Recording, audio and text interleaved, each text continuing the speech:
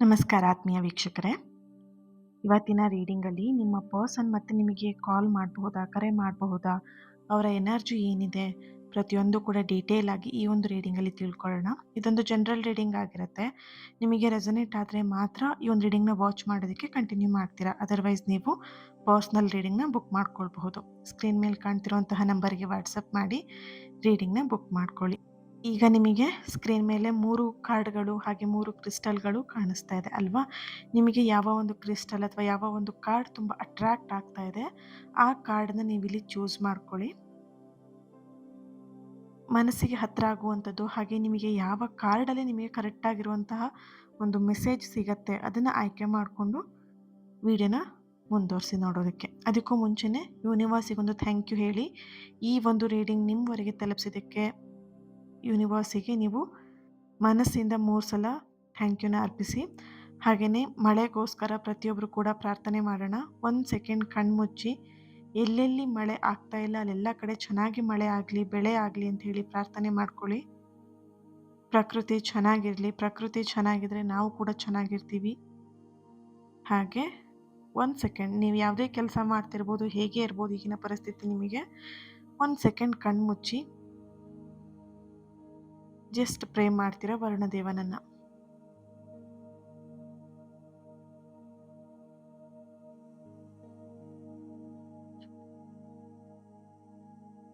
Thank you so much.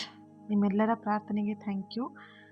ನಿಮ್ಮೆಲ್ಲರ ಪ್ರಾರ್ಥನೆಗೂ ಕೂಡ ಒಂದು ಬಿಗ್ ಹಾರ್ಟ್. ನನ್ನ ಜೊತೆಗೆ ನೀವೆಲ್ಲರೂ ಕೂಡ ಕೈ ಜೋಡಿಸಿದ್ದೀರಾ ಪ್ರಕೃತಿ ಚೆನ್ನಾಗಿರಲಿ ಅಂತ ಹೇಳಿಬಿಟ್ಟು ಅಲ್ವಾ? Thank you so much. ಈಗ ನಮ್ಮ ಅನುಕೂಲಕ್ಕೆ ನಾವೆಲ್ಲ ಕಡೆ ಮರ-ಗಿಡಗಳನ್ನು ಕಡಿತೀವಿ ಆ್ಯಂಡ್ ಅಲ್ಲಲ್ಲಿ ನಮ್ಮ ನಮ್ಮ ಅನುಕೂಲ ಇವಾಗ ಅನಿವಾರ್ಯ, ಏನೂ ಮಾಡೋದಕ್ಕಾಗಲ್ಲ ಅಂತ ಹೇಳ್ಬಿಟ್ಟು ಏನು ಮಾಡ್ತೀವಿ, ಮನೆಗಳನ್ನ ಕಟ್ಕೊಳ್ತೀವಿ, ನಮ್ಮ ಬಿಸ್ನೆಸ್ಗಳನ್ನ ಸ್ಟಾರ್ಟ್ ಮಾಡ್ಕೊಳ್ತೀವಿ ಅಲ್ವಾ? ಸೊ ಅಲ್ಲಿ ಏನಾಗುತ್ತೆ, ಪ್ರಕೃತಿಗೆ ಒಂದಷ್ಟು ನಾವು ತೊಂದರೆನ ಕೊಡ್ತೀವಿ. ಅದಕ್ಕೆಲ್ಲದಕ್ಕೂ ಕೂಡ ಫರ್ಗಿವ್ ಕೇಳ್ತಾ ಆ್ಯಂಡ್ ಮಳೆಗೆ ಪ್ರಾರ್ಥನೆ ಮಾಡ್ತಾ ನನ್ನ ಜೊತೆಗೆ ನೀವು ಎಲ್ಲರೂ ಕೂಡ ಕೈ ಜೋಡಿಸಿದ್ದಕ್ಕೆ thank you so much. You are really blessed and grateful. Thank you. Yes, ನೀವು ಇವಾಗ ಪೈಲ್ಗಳನ್ನು ಆಯ್ಕೆ ಮಾಡ್ಕೊಂಡಿದ್ದೀರಾ ಅಂತ ಹೇಳಿ ಭಾವಿಸ್ತೀನಿ. ಯಾರು ಮೊದಲನೇ ಪೈಲ್ನ, ಪಿಂಕ್ ಕಲರ್ ಪೈಲ್ನ ಆಯ್ಕೆ ಮಾಡ್ಕೊಂಡಿದ್ದೀರಾ, ನಿಮ್ಮ ಪರ್ಸನ್ ಎನರ್ಜಿಗೆ ಕನೆಕ್ಟ್ ಮಾಡಿದಾಗ ಇಲ್ಲಿ ನಿಮ್ಮ ಪರ್ಸನ್ ಹೆಚ್ಚಾಗಿ ನೀವಿಬ್ಬರು ನೋ ಕಾಂಟ್ಯಾಕ್ಟ್ ಸಿಚುಯೇಷನಿಗೆ ಬಂದು ಒಂದು 3 ಮಂತ್ಸ್ ಆಗಿರ್ಬೋದು, ಹತ್ತತ್ರ ಒಂದು 1 ಇಯರ್ ಕೂಡ ಆಗಿರಬಹುದು ಅನ್ನುವಂಥ ಒಂದು ಎನರ್ಜಿ ಇದೆ ಇಲ್ಲಿ. ನೀವು ಯೋಚಿಸ್ತಿರುವಂತಹ ವ್ಯಕ್ತಿ ನಿಮ್ಮಿಂದ ದೂರವಾಗಿರುವಂತಹ ನಂತರ ಅವರು ಸಾಕಷ್ಟು ವಿಚಾರಗಳನ್ನು ಅವ್ರ ಒಳಗಡೆನೆ ಕಲ್ತಿದ್ದಾರೆ, ಅರ್ಥ ಮಾಡ್ಕೊಂಡಿದ್ದಾರೆ. ಹಿಂದೆ ಇದ್ದಂತಹ ಹಠಕ್ಕಿಂತ ಹಠ ತುಂಬ ಇತ್ತು ನಿಮ್ಮ ಪರ್ಸನಲ್ ಎನರ್ಜಿ ನೋಡಿದಾಗ. ತುಂಬ ಹಠ ಇತ್ತು ಅವರಿಗೆ. ಇವಾಗ ಇದ್ದಂಥ ಹಠ ಏನಾಗಿದೆ ಅಂತ ಹೇಳಿದ್ರೆ ಅದನ್ನು ಬದಲು ಮಾಡ್ಕೊಂಡಿದ್ದಾರೆ. ಅವರಿಗಿದ್ದಂಥ ಹಠ ಪೂರ್ತಿ ಕಡಿಮೆ ಆಗಿದೆ. ಅವ್ರಿಗೆ ಅನಿಸಿದೆ, ಈ ಹಠದಿಂದನೇ ನನ್ನ ಪ್ರೀತಿನ ನಾನು ಕಳ್ಕೊಂಡೆ, ಈ ವ್ಯಕ್ತಿನ ನಾನು ಕಳ್ಕೊಂಡೆ. ಈಗ ಅವರು ಅವ್ರ ತಪ್ಪುಗಳನ್ನೆಲ್ಲ ಒಪ್ಕೊಳ್ಳುವಂಥ ಹಂತಕ್ಕೆ ನಿಮ್ಮ ಪರ್ಸನ್ ಇಲ್ಲಿ ಬಂದಿದ್ದಾರೆ. ಓಕೆ, ಇಲ್ಲಿ ನೋಡಬಹುದು ಮೌನದ ನಂತರ ಅವ್ರಿಗೆ ಒಂದಷ್ಟು ಧೈರ್ಯ ಕೂಡ ಬಂದಿರುವಂಥದ್ದು. ಕೆಲವೊಬ್ಬರ ಎನರ್ಜಿ ಕನೆಕ್ಟ್ ಮಾಡಿದಾಗ ಅವ್ರು ನಿಮ್ಮ ಒಂದು ಹಳೆಯ ಮೆಸೇಜಸ್ಗಳನ್ನು ತೆಗೆದು ನೋಡ್ತಾ ಇದ್ದಾರೆ ಆ್ಯಂಡ್ ನಿಮ್ಮನ್ನು ತುಂಬ ನೆನ್ಪು ಮಾಡ್ಕೊಳ್ತಿರುವಂತಹ ಸಾಧ್ಯತೆಗಳು ಹೆಚ್ಚಾಗಿ ಇಲ್ಲಿ ಬರ್ತಿದೆ. ಒಂದು ಮಾತು ನಿಮಗೆ ಹೇಳದೇ ಇದ್ದಂತಹ ಒಂದು ಮಾತು ಅವ್ರ ಮನಸ್ಸಲ್ಲೇ ಕೊರೀತಾ ಇರುವಂಥದ್ದು ಅವರಿಗೆ ಪ್ರತಿ ಕ್ಷಣ ಅನಿಸ್ತಾ ಇದೆ, ಆ ಟೈಮಲ್ಲಿ ಆ ರೀತಿಯಾಗಿ ನಾನು ರಿಯಾಕ್ಟ್ ಮಾಡಬಾರ್ದಾಗಿತ್ತು, ಆ ಕ್ಷಣ ನಾನು ಸ್ವಲ್ಪ ತಾಳ್ಮೆಯಿಂದ ಇದ್ದಿದ್ರೆ ಅಥವಾ ನಾನು ಹಠವನ್ನು ಬಿಟ್ಟಿದ್ರೆ ನಾನು ಇಷ್ಟೊತ್ತಿಗೆ ಈ ಒಂದು ವ್ಯಕ್ತಿ ಜೊತೆಗೆ ನಾನು ಫ್ಯೂಚರಲ್ಲಿ ಚೆನ್ನಾಗಿರ್ಬೋದಾಗಿತ್ತು. ಈ ಥರದ ಒಂದು ಭಾವನೆಯನ್ನು ನಿಮ್ಮ ಪರ್ಸನ್ ಇಲ್ಲಿ ಮಾಡ್ತಾ ಇದ್ದಾರೆ. ಆ್ಯಂಡ್ ಇಲ್ಲಿ ನಿಮ್ಮ ಪರ್ಸನ್ ಎನರ್ಜಿ ಕನೆಕ್ಟ್ ಮಾಡಿದಾಗ ಒಂದು ಎಚ್ಚರಿಕೆ ಕೂಡ ಇದೆ ಇಲ್ಲಿ. ಅವ್ರು ನಿಮಗೆ ಕರೆ ಮಾಡಬೇಕು ಅಂತೇಳಿ ಯೋಚನೆ ಮಾಡ್ತಿದ್ದಾರೆ, ಕಾಲ್ ಮಾಡಬೇಕು, ಮೆಸೇಜ್ ಮಾಡಬೇಕು ಅಂತ ಯೋಚನೆ ಮಾಡ್ತಿದ್ದಾರೆ. ಆದರೆ ಅವರಿಗೆ ನಿಮ್ಮ ಪ್ರತಿಕ್ರಿಯೆಯ ಮೇಲೆ ಅವರಿಗೆ ಭಯ ಕಾಣಿಸ್ತಾ ಇದೆ.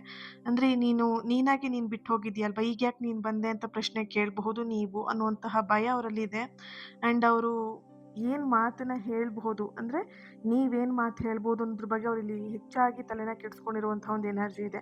ಅಥವಾ ಇಲ್ಲಿ ಸಂಪೂರ್ಣವಾಗಿ ದೂರ ಮಾಡಿಬಿಟ್ಟಿದ್ದಾರಾ ನನ್ನನ್ನು, ಅಥವಾ ಈಗ ನಾನೇನಾದರೂ ಕಾಲ್ ಮಾಡಿದ್ರೆ ಅವ್ರು ನನಗೆ ಬೈಬೋದಾ, ಈ ಥರದ್ದೆಲ್ಲ ಅವ್ರು ಇಲ್ಲಿ ಯೋಚನೆನ ಮಾಡ್ತಾ ಇದ್ದಾರೆ. ಓಕೆ, ಅನುಮಾನ ಕೂಡ ಅವರಿಗಿದೆ ಎಲ್ಲೋ ಒಂದು ಕಡೆ, ಈ ವ್ಯಕ್ತಿ ನನಗೆ ಬೈಬೋದು ಅನ್ನೋ ಥರ ಒಂದು ಅನುಮಾನ ಕೂಡ ಅವರಲ್ಲಿ ಇದೆ.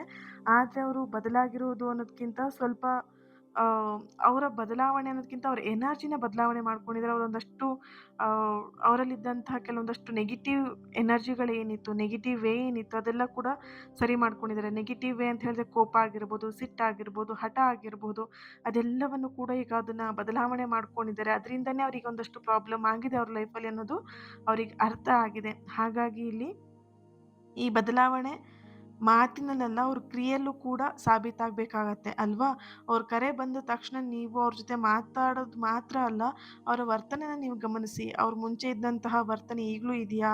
ಮುಂಚೆ ಅವ್ರು ಹೇಗೆ ನಿಮ್ಮ ಹತ್ರ ಬಿಹೇವ್ ಮಾಡ್ತಿದ್ರು ಹಾಗೆ ಇದ್ದಾರಾ? ಅದನ್ನ ಗಮನಿಸಿ. ಅವ್ರು ಬರೀ ಕಾಲ್ ಮಾಡಿದ್ರು ಅಂದ ತಕ್ಷಣ "ಹಾಂ ಚೆನ್ನಾಗಿದೀಯಾ? ನಾನು ಚೆನ್ನಾಗಿದ್ದೀನಿ. ನೀನು ಚೆನ್ನಾಗಿದೀಯಾ? ಊಟ ಆಯ್ತಾ?" ಅಂತ ಹೇಳ್ಬಿಟ್ಟು ಮಾತಾಡೋದಲ್ಲ. ಮಾತು ಮುಖ್ಯ ಅಲ್ಲ ಇಲ್ಲಿ, ಸರಿನಾ? ಮಾತು ಮುಖ್ಯ, ಬಟ್ ಏನಂತ ಹೇಳಿದ್ರೆ ಮಾತಿನಕ್ಕಿಂತ ವರ್ತನೆ ಮುಖ್ಯ ಆಗಿರುತ್ತೆ. ಯಾಕಂದ್ರೆ ನಿಮ್ಮಿಬ್ರ ಮಧ್ಯೆ ಇಲ್ಲಿ ನಿಮ್ಮ ಪರ್ಸನ್ ನಿಮ್ಮ ಹತ್ರ ತುಂಬ ರೂಡಾಗಿ ಬಿಹೇವ್ ಮಾಡಿದ್ದಾರೆ. ನಿಮ್ಗೆ ತುಂಬ ಹರ್ಟ್ ಆಗೋ ರೀತಿಯಲ್ಲಿ ಅವ್ರು ನಡ್ಕೊಂಡಿದ್ದಾರೆ. ಓಕೆನಾ? ಸೊ, ಹಾಗಾಗಿ ಇಲ್ಲಿ ಮಾತಿನಕ್ಕಿಂತ ನಿಮಗೆ ಅವರ ವರ್ತನೆ ಮುಖ್ಯ ಆಗಿರುತ್ತೆ. ಅದನ್ನ ಗಮನಿಸಿ ಅನ್ನುವಂತಹ ಒಂದು ಎನರ್ಜಿ, ನಿಮ್ಮ ಒಂದು ಎನರ್ಜಿ ಕನೆಕ್ಟ್ ಮಾಡಿದಾಗ ಬರ್ತಾ ಇರುವಂಥದ್ದು.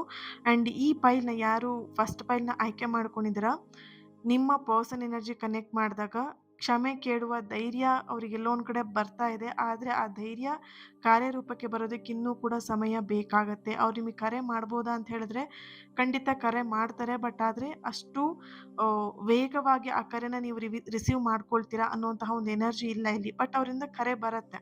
ಓಕೆನಾ? ಸೊ, ಎನಿ ಟೈಮ್ ಅವ್ರು ನಿಮಗೆ ಕಾಂಟ್ಯಾಕ್ಟ್‌ನ ಮಾಡಬಹುದು ಅನ್ನುವಂತಹ ಒಂದು ಎನರ್ಜಿ ಇಲ್ಲಿ ಬರ್ತಾ ಇದೆ. Thank you so much. ಯಾರು ಈ ಒಂದು ಫಸ್ಟ್ ಫೈಲ್‌ನ ಚೂಸ್ ಮಾಡ್ಕೊಂಡಿದ್ದೀರಾ ನೀವು ಐ ಆಮ್ ರೆಡಿ ಅಂತ ಹೇಳ್ಬಿಟ್ಟು ರೆಡ್ ಹಾರ್ಟ್ ಮಾರ್ಕ್ ಹಾಕಿ ಎನರ್ಜಿನ ರಿಸೀವ್ ಮಾಡ್ಕೊಳ್ಳಿ. ಅವರ ಕಾಲಿಗೋಸ್ಕರ ನೀವು ವೇಟ್ ಮಾಡ್ತಾ ಇದ್ದೀರಲ್ವಾ? ಸೊ, ಐ ಆಮ್ ರೆಡಿ ಅಂತ ಹೇಳಿ ರೆಡ್ ಹಾರ್ಟ್ ಮಾರ್ಕ್ ಹಾಕಿ ಎನರ್ಜಿನ ರಿಸೀವ್ ಮಾಡ್ಕೊಳ್ತೀರಾ. Okay. Thank you so much. ಹಾಗೆಯೇ 2ನೇ ಫೈಲ್‌ನ ಯಾರು ಆಯ್ಕೆ ಮಾಡ್ಕೊಂಡಿದ್ದೀರಾ, ಬ್ಲೂ ಕಲರ್ ಕ್ರಿಸ್ಟಲ್ ಇರುವಂಥದ್ದನ್ನು ಯಾರು ಆಯ್ಕೆ ಮಾಡ್ಕೊಂಡಿದ್ದೀರಾ, ಇಲ್ಲಿ ನಿಮ್ಮ ಎನರ್ಜಿಗೆ ಕನೆಕ್ಟ್ ಮಾಡಿದಾಗ ಆ್ಯಂಡ್ ನಿಮ್ಮ ಪರ್ಸನ್ ಎನರ್ಜಿ ಕನೆಕ್ಟ್ ಮಾಡಿದಾಗ ಇಲ್ಲಿ ಮಿಕ್ಸ್ಡ್ ಫೀಲಿಂಗ್ ಅವರ ಎನರ್ಜಿಲಿ ಬರ್ತಾ ಇದೆ. ಕರೆ ಮಾಡಬಹುದು, ಆದರೆ ಕಾರಣ ನಿಮ್ಮ ಕಲ್ಪನೆಗಳಿಗಿಂತ ಹೆಚ್ಚಾಗಿ ಅವರ ಒಂದು ಎನರ್ಜಿಲಿ ಬರ್ತಿದೆ. ನೀವೇನು ಅವ್ರ ಬಗ್ಗೆ ಕಲ್ಪನೆ ಮಾಡ್ತಾ ಇದ್ದೀರಾ, ಈ ರೀತಿ ಕಾಲ್ ಮಾಡ್ತಾರಾ ಅಥವಾ ಆ ರೀತಿ ಕಾಲ್ ಮಾಡ್ತಾರಾ, ಹೇಗೆ ಕಾಲ್ ಮಾಡ್ತಾರೆ, ಏನೇನೋ ಕಲ್ಪನೆಗಳು ನಿಮಗೆ ಅವ್ರ ಬಗ್ಗೆ ಬರ್ತಾ ಇದೆ. ಸೊ, ಇಲ್ಲಿ ನಿಮ್ಮ ಪರ್ಸನ್ ಎನರ್ಜಿ ಕನೆಕ್ಟ್ ಮಾಡಿದಾಗ ಅವರು ನಿಮ್ಮನ್ನು ಕಾಲ್ ಮಾಡಬೇಕು ಅನ್ನೋಂತಹ ಯೋಚನೆ ಅವ್ರು ಮಾಡ್ತಾ ಇದ್ದಾರೆ. ಆದರೆ ಅದು ಕೇವಲ ಪ್ರೀತಿಯಿಂದ ಮಾತ್ರ ಅಲ್ಲ, ನಿಮ್ಮ ಜೀವನದಲ್ಲಿ ಈಗ ನಡೀತಾ ಇದೆ ಅಥವಾ ನಿಮ್ಮ ಜೀವನದಲ್ಲಿ ಏನು ನಡೀತಾ ಇದೆ, ಏನಾಗ್ತಾ ಇದೆ, ಅದನ್ನ ತಿಳ್ಕೊಳ್ಳೋಕ್ಕೋಸ್ಕರ ಅವರಿಲ್ಲಿ ನಿಮಗೆ ಕಾಲ್ ಮಾಡಿ, ಮೆಸೇಜ್ ಮಾಡಿ ಮಾತಾಡ್ತಾ ಇದ್ದಾರೆ. ಅಂದ್ರೆ ನಿಮ್ಮ ಲೈಫಲ್ಲಿ ಏನು ನಡೆಯುತ್ತೆ ಅದೆಲ್ಲದೂ ಕೂಡ ಅವ್ರಿಗೆ ಇಂಪಾರ್ಟೆಂಟ್. ಅದೆಲ್ಲದೂ ಕೂಡ ಬೇಕು. ಅವರ ಎನರ್ಜಿ ಯಾವ ಥರ ಇದೆ ಅಂತ ಹೇಳಿದ್ರೆ, ಅವ್ರ ಲೈಫಲ್ಲಿ ಏನು ನಡೆಯುತ್ತೆ ಅದ್ಯಾವುದು ಕೂಡ ನಿಮಗೆ ಹೇಳಲ್ಲ. ಅಂದರೆ ಕಂಪ್ಲೀಟಾಗಿ ಅವರ ಎನರ್ಜಿಯಲ್ಲಿ ಅವರ ಲೈಫಿನ ವಿಷಯಗಳು ನಿಮಗೆ ಯಾವುದೇ ರೀತಿ ಗೊತ್ತಾಗಬಾರ್ದು. ಬಟ್ ನಿಮ್ಮ ಲೈಫಲ್ಲಿ ಏನು ನಡೀತಿದೆ ಪ್ರತಿಯೊಂದು ವಿಷಯಗಳು ಅವರಿಗೆ ಗೊತ್ತಾಗಬೇಕು. ಇಲ್ಲಿ ನಿಮ್ಮಿಬ್ಬರ ಮಧ್ಯ ಕಾಂಟ್ಯಾಕ್ಟ್ ಗೊತ್ತಾಗೋದಕ್ಕೆ ಯಾವುದೇ ರೀತಿಯಾದಂಥ ಸಂಪರ್ಕ ಇಲ್ಲ. ಅಂದರೆ ಫ್ರೆಂಡ್ಸ್ಗಳು ಇರ್ಬೋದು, ಫ್ಯಾಮಿಲಿ ಇರ್ಬೋದು. ಅಂದರೆ ನಿಮ್ಮಿಬ್ಬರಿಗೆ ನೀವಿಬ್ಬರು ಮಾತ್ರ ಪರಿಚಯ ಅಷ್ಟೇನೆ. ಬೇರೆ ಯಾರು ಕೂಡ ನಿಮಗೆ ಸಪೋರ್ಟಿವ್ ಆಗಿ ನಿಮ್ಮ ಬಗ್ಗೆ ತಿಳ್ಕೊಳ್ಳುವಂತಹ ವ್ಯಕ್ತಿ ಪರಿಚಯ, ಫ್ರೆಂಡ್ಸ್ ಯಾರು ಕೂಡ ಅವ್ರಿಗೆ ಗೊತ್ತಿಲ್ಲ. ಅವ್ರ ಬಗ್ಗೆ ತಿಳ್ಕೊಳ್ಳೋಕೆ ನಿಮಗೂ ಯಾರೂ ಗೊತ್ತಿಲ್ಲ ಅವ್ರ ಕಡೆಯಲ್ಲಿ. ಓಕೆನಾ? ಸೊ, ಹಾಗಾಗಿ ಅವ್ರು ಏನು ಮಾಡ್ತಿದ್ದಾರೆ ಅಂತ ಹೇಳಿದ್ರೆ ನಿಮ್ಮ ಜೊತೆ ಕರೆ ಮಾಡ್ತಾರೆ, ಸಂಪರ್ಕ ಮಾಡ್ತಾರೆ, ಕಾಂಟ್ಯಾಕ್ಟ್ ಮಾಡ್ತಾರೆ, ಮೆಸೇಜ್ ಕೂಡ ಮಾಡ್ತಾರೆ. ಬಟ್ ನೀವು ಹೇಗಿದ್ದೀರಾ ಅಂತ ತಿಳ್ಕೊಳ್ಳೋಕ್ಕೋಸ್ಕರ ಕುತೂಹಲದಿಂದ ಅವ್ರು ನಿಮಗೆ ಕಾಂಟ್ಯಾಕ್ಟ್ ಮಾಡುವಂತಹ ಒಂದು ಎನರ್ಜಿ ಇದೆ. ಅವ್ರು ನಿಮ್ಮನ್ನು ಕಳೆದುಕೊಂಡಂತಹ ನಂತರ ಕೆಲವೊಂದಷ್ಟು ಅನುಭವಗಳನ್ನ ಅವ್ರು ಇಲ್ಲಿ ಎದುರಿಸಿದ್ದಾರೆ.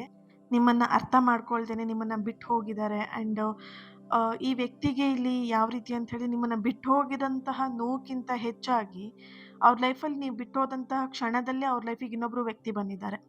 ಓಕೆನಾ? ಆ ವ್ಯಕ್ತಿ ಬಂದವರು ಕೂಡ ಅದೇ ರೀತಿಯಾದಂಥ ನಿಮಗೆ ಏನು ನೋವು ಕೊಟ್ಟಿದ್ದಾರೆ ಅವರು, ಅದೇ ರೀತಿಯಾಗಿ ಅವರಿಗೂ ಕೂಡ ನೋವನ್ನ ಕೊಟ್ಟು ಹೋಗಿರುವಂಥದ್ದು. ಆ ನೋವನ್ನ ಅವರು ಕೂಡ ಅನುಭವಿಸಿರುವಂತಹ ಒಂದು ಎನರ್ಜಿ ತುಂಬ ಸ್ಟ್ರಾಂಗ್ ಆಗಿ ಇಲ್ಲಿ ಬರ್ತಿದೆ. ಅದರಿಂದನೇ ಇಲ್ಲಿ ಅವರ ದೃಷ್ಟಿಕೋನ ಬದಲಾಗಿದೆ. ನಾನ್ ಮಾಡಿದ್ದು ತಪ್ಪು ಅನ್ನೋದು ಆ ವ್ಯಕ್ತಿ ಬಂದು ಇವ್ರಿಗೆ ಯಾವಾಗ ಪ್ರಾಬ್ಲಮ್‌ನ ಮಾಡಿದ್ರು ಅಥವಾ ಆ ವ್ಯಕ್ತಿಯಿಂದ ಇವ್ರಿಗೆ ಯಾವಾಗ ಹರ್ಟ್ ಆಯ್ತು, ಅವಾಗ ಇವ್ರಿಗೆ ರಿಯಲೈಸೇಷನ್ ಆಗಿದೆ. ನಾನು ನನ್ನ ವ್ಯಕ್ತಿಗೆ ಮಾಡಿದ್ದು ಹರ್ಟ್ ಆಗಿರೋ ಥರದಲ್ಲೇ ನಾನು ಮಾಡಿದ್ದೀನಿ. ನಾನು ಈ ಥರ ಮಾಡಬಾರ್ದಾಗಿತ್ತು ಅನ್ನುವಂಥದ್ದು ನಿಮ್ಮ ಪರ್ಸನಿಗೆ ಇಲ್ಲಿ ಒಂದು ಎಚ್ಚರಿಕೆಯ ಒಂದು ಅಂದರೆ ಎಚ್ಚರಿಕೆ ಆಗಿದೆ. ನಾನು ಮಾಡಿದ ತಪ್ಪು ಅನ್ನುವಂತಹ ಒಂದು ಪಶ್ಚಾತ್ತಾಪ ಅವರಿಗೆ ಕಾಡ್ತಾ ಇರುವಂಥದ್ದು. ಆದರೆ ಇಲ್ಲಿ ಒಂದು ಮುಖ್ಯವಾಗಿರುವಂತಹ ವಿಷಯ ಏನು ಅಂತ ಹೇಳಿದ್ರೆ, ಅವರು ಕರೆ ಮಾಡಿದಂತಹ ಕೂಡಲೇ ಅವ್ರು ಯಾವಾಗ ನಿಮಗೆ ಕರೆ ಮಾಡ್ತಾರೆ, ಯಾವಾಗ ನಿಮಗೆ ಕಾಲ್ ಮಾಡ್ತಾರೆ, ಎಲ್ಲವೂ ಸರಿಯಾಗತ್ತೆ ಅನ್ನುವಂತಹ ಒಂದು ಎನರ್ಜಿ ಇಲ್ಲಿ ಬರ್ತಾ ಇಲ್ಲ. ಅವ್ರು ಕಾಲ್ ಮಾಡಿಬಿಟ್ರೆ ಎಲ್ಲದೂ ಸರಿಯಾಗ್ಬಿಡುತ್ತೆ. ಕಾಲ್ ಮಾಡಿದ ತಕ್ಷಣ ನಿಮ್ಮ ರಿಲೇಶನ್‌ಶಿಪ್ ಸರಿಯಾಗ್ಬಿಡುತ್ತೆ. ನೋ. ಯಾಕಂತ ಹೇಳಿದ್ರೆ ಇಲ್ಲಿ ಅವರು ಒಂದಷ್ಟು ವಿಷಯಗಳನ್ನ ಅವ್ರು ಇನ್ನೂ ಕಲಿಬೇಕಾಗಿದೆ. ಹಳೆಯ ಒಂದಷ್ಟು ಅಭ್ಯಾಸಗಳನ್ನ ಅವ್ರು ಇನ್ನೂ ಹಾಗೇನೆ ಉಳಿಸ್ಕೊಂಡು ಬಂದಿದ್ದಾರೆ. ಅದಿನ್ನೂ ಬಿಟ್ಟಿಲ್ಲ. ಈಗೋ ಇರ್ಬಹುದು, ಆ ಹಠ ಇರ್ಬೋದು, ಕೋಪ ಇರ್ಬೋದು, ಅದಿನ್ನೂ ಅವರಲ್ಲಿ ಇದೆ. ಅದ್ಯಾವುದೂ ಕೂಡ ಬದಲಾವಣೆಗಳು ಆಗಿಲ್ಲ. ಆರಂಭದಲ್ಲಿ ಎಲ್ಲವೂ ಕೂಡ ಚೆನ್ನಾಗಿರೋ ಥರ ಕಾಣಿಸುತ್ತೆ ನಿಮಗೆ ಕಾಂಟ್ಯಾಕ್ಟ್ ಬಂದ ತಕ್ಷಣ. ಮತ್ತೆ ಅದು ಹಳೆಯ ಸಮಸ್ಯೆನೇ. ಮತ್ತು ಹಳೆಯ ಒಂದು ವಿಷಯಗಳೇ ನಿಮ್ಮ ಲೈಫಲ್ಲಿ ರಿಪೀಟ್ ಆಗುತ್ತೆ ನಿಮ್ಮ ರಿಲೇಶನ್‌ಶಿಪ್ಪಲ್ಲಿ. ಅದರಿಂದ ಅವ್ರು ನಿಮಗೆ ಕಾಲ್ ಮಾಡಿದಾಗ, ಅವ್ರು ಮೆಸೇಜ್ ಮಾಡಿದಾಗ ನೀವು ಮೇಲ್ ಬಿದ್ದು ಮಾತಾಡ್ಸೋದು, ನಿಮ್ಮ ಎಲ್ಲಾ ವಿಷಯಗಳನ್ನ ಅವ್ರ ಹತ್ರ ಓಪನ್ ಆಗಿ ಹೇಳ್ಕೊಳ್ಳೋದು. ಇಲ್ಲಿ ನೋಡ್ಬೋದು ನಿಮ್ಮ ಎನರ್ಜಿ ಅಥವಾ ಈ ಪ್ರೀತಿ ಎನರ್ಜಿ ಇದೆ, ಈ ವ್ಯಕ್ತಿ ಎನರ್ಜಿ ಹೇಗಿದೆ ಅಂತ ಹೇಳಿದ್ರೆ, ಅವರ ಯಾವುದೇ ಸೀಕ್ರೆಟ್‌ಗಳನ್ನ ನಿಮ್ಮ ಹತ್ರ ಹೇಳಲ್ಲ. ನಿಮ್ಮ ಎಲ್ಲಾ ಸೀಕ್ರೆಟ್‌ಗಳನ್ನ ಅವ್ರು ಕೇಳಿಸ್ಕೊಳ್ತಾರೆ, ಟಾಟಾ ಬಾಯ್ ಬಾಯ್ ಮಾಡಿ ಹೋಗ್ತಾರೆ. ಬಟ್ ಅದರಿಂದ ಅವ್ರಿಗೇನು ಯೂಸ್ ಇಲ್ಲ. ಬಟ್ ಆದ್ರೂ ನಿಮ್ಮ ಲೈಫಲ್ಲಿ ಏನ್ ನಡೀತಿದೆ ಅನ್ನೋದು ಕುತೂಹಲ ಅವ್ರಿಗೆ ಜಾಸ್ತಿ ಇದೆ. ನೀವ್ ಹೇಗಿದ್ದೀರಾ? ಅಳ್ತಾ ಇದ್ದೀರೋ ಅಥವಾ ಖುಷಿಯಿಂದ ಇದ್ದೀರೋ, ಡಿಪ್ರೆಷನ್ ಆಗಿದ್ದೀರೋ, ಪ್ರತಿಯೊಂದು ಕೂಡ ಅವರಿಗೆ ಬೇಕು. ಸೊ, ಅವ್ರು ನಿಮಗೆ ಕಾಲ್ ಮಾಡಿದಾಗ ಅಥವಾ ಮೆಸೇಜ್ ಮಾಡಿದಾಗ ಆದಷ್ಟು ನೀವು ನಿಮ್ಮ ಒಂದು ಹಿಡಿತದಲ್ಲಿ ಅವ್ರ ಜೊತೆಗೆ ಮಾತಾಡೋದು ತುಂಬಾ ಒಳ್ಳೇದಂತ ಕಾಣಿಸ್ತಾ ಇದೆ ಇಲ್ಲಿ. ಕರೆ ಒಂದು ಆರಂಭ ಆಗಿರಬಹುದು. ಆದ್ರೆ ಆ ಆರಂಭ ಶಾಶ್ವತವಾಗಿ ಬದಲಾವಣೆ ಆಗಿದ್ರೆ ಮಾತ್ರ ಈ ಒಂದು ರಿಲೇಶನ್‌ಶಿಪ್ ಬೆಳೀತಾ ಹೋಗುತ್ತೆ. ಓಕೆನಾ? ಇಲ್ಲ ಅಂತ ಹೇಳಿದ್ರೆ ಅವ್ರು ಇನ್ನೂ ಬದಲಾವಣೆ ಆಗಿಲ್ಲ. ಅವ್ರು ಅದೇ ಲಾಸ್ಟಲ್ಲಿ ನಿಮ್ಗೆ ಹೇಗ್ ಹರ್ಟ್ ಮಾಡಿದ್ರು, ಅದೇ ಮನೋಭಾವದಲ್ಲಿ, ಅದೇ ಎನರ್ಜಿಲಿ ಇದ್ದಾರೆ ಅಂತ ಹೇಳಿದ್ರೆ, ನಿಮ್ಮ ರಿಲೇಶನ್‌ಶಿಪ್ಪಲ್ಲಿ ಮತ್ತೆ ಅದೇ ಹಳೆಯ ಪ್ಯಾಟರ್ನ್‌ಗಳು ರಿಪೀಟ್ ಆಗುತ್ತೆ. ಸೊ, ಹಾಗಾಗಿ ಅವರಿಂದ ಕರೆ ಬಂದಾಗ, ಕರೆ ಖಂಡಿತ ಬರುತ್ತೆ. Next within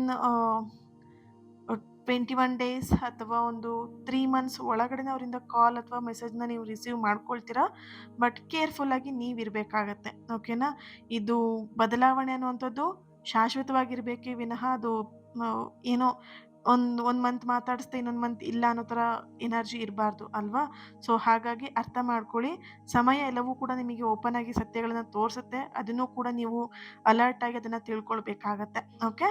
thank you so much. ಯಾರು ಈ ಒಂದು ಸೆಕೆಂಡ್ ಫೈಲ್‌ನ ಆಯ್ಕೆ ಮಾಡ್ಕೊಂಡಿದ್ದೀರಾ, ನೀವು ಕಮೆಂಟಲ್ಲಿ ತಿಳಿಸ್ತೀರಾ ಡೆಸ್ಟಿನಿ ಅಂತ ಹೇಳ್ಬಿಟ್ಟು ರೆಡ್ ಹಾರ್ಟ್ ಮಾರ್ಕ್ ಹಾಕಿ ಎನರ್ಜಿನ ರಿಸೀವ್ ಮಾಡ್ಕೊಳ್ಳಿ.